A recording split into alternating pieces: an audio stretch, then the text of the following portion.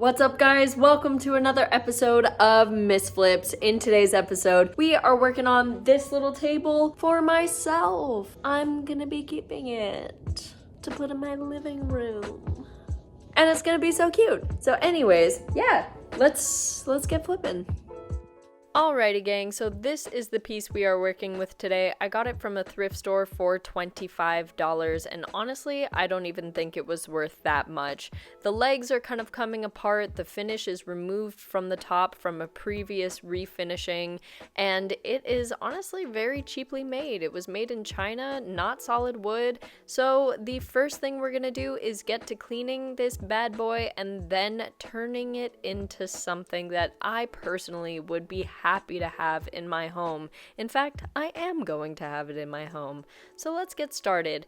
As you can see, there are remnants from a previous refinisher burned through that veneer, but honestly, I'm not too worried about it. So I'm giving it a good clean with some water and vinegar solution, making sure to get every nook and cranny and all of that dust and grime off. Now for the sanding portion, I am using a different method here than I normally do, and honestly, it's not that complicated. I just use one grit, which is 180, because I know that this is already refinished and I know that the veneer is probably really thin. I don't want to go in there with anything too aggressive like 60 or 80 grit, and 180 grit was just what I needed to get all of the remaining stain off and then still have a nice soft finish for when I apply stain.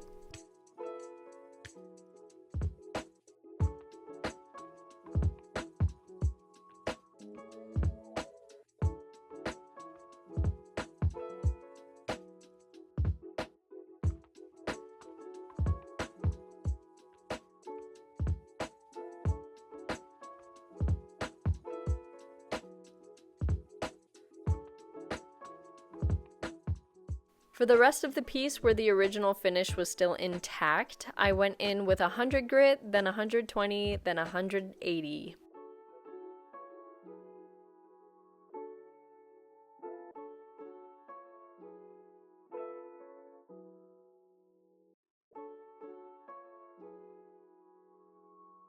Now usually I do any repairs before I start sanding, but here I thought that it would be very helpful to have those joints loose so that I could get into all these corners, and sure enough, it worked out great. I was able to remove all of the finish and all of the stain very easily just by pulling the legs apart just slightly.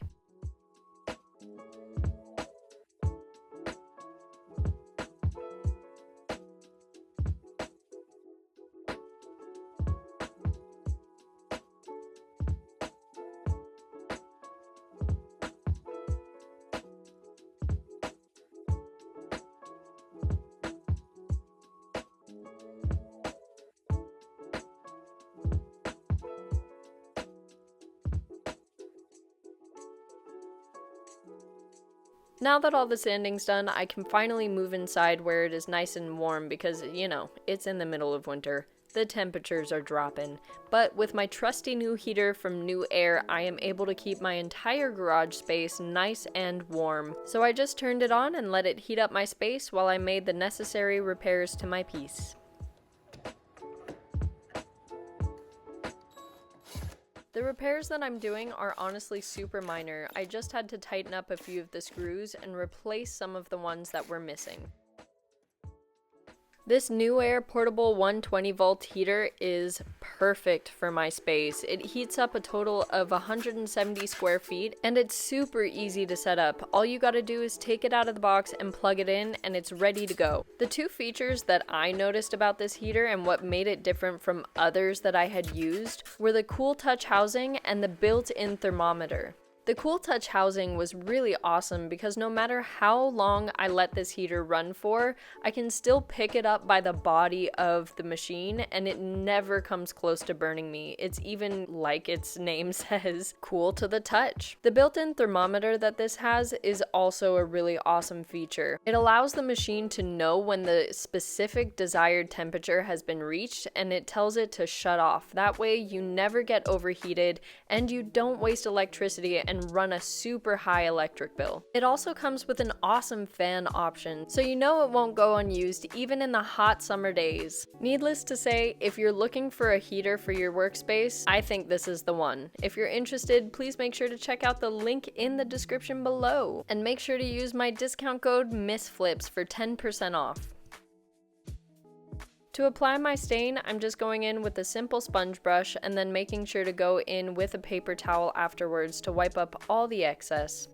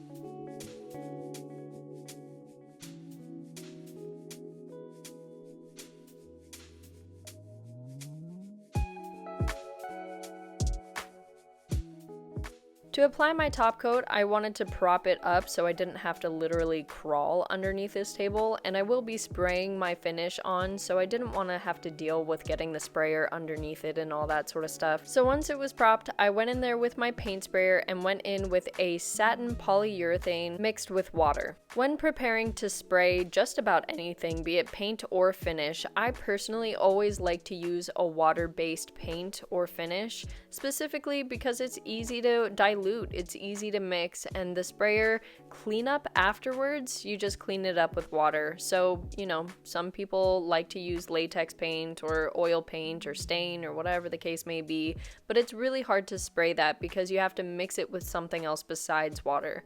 So I find that water-based products are the best way to go for not only the mixing stage, but also the cleanup stage afterwards.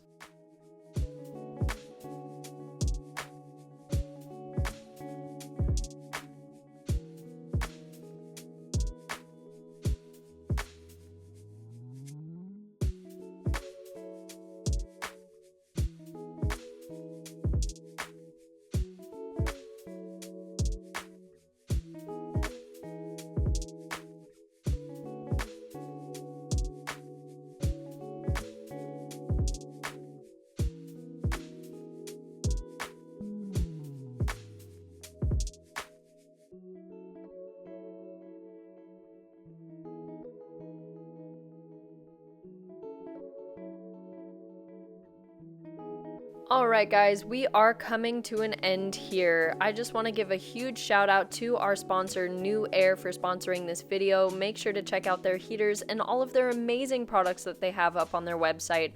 I also want to give a huge thank you to you guys for all of your love and support. And if you guys are interested in helping support even more, make sure to check out my membership program where I have some awesome benefits in there for you guys. And in the meantime, make sure to like, subscribe, and do all those things so that we can stay a happy flippin' family. And until next time, stay flippin', guys.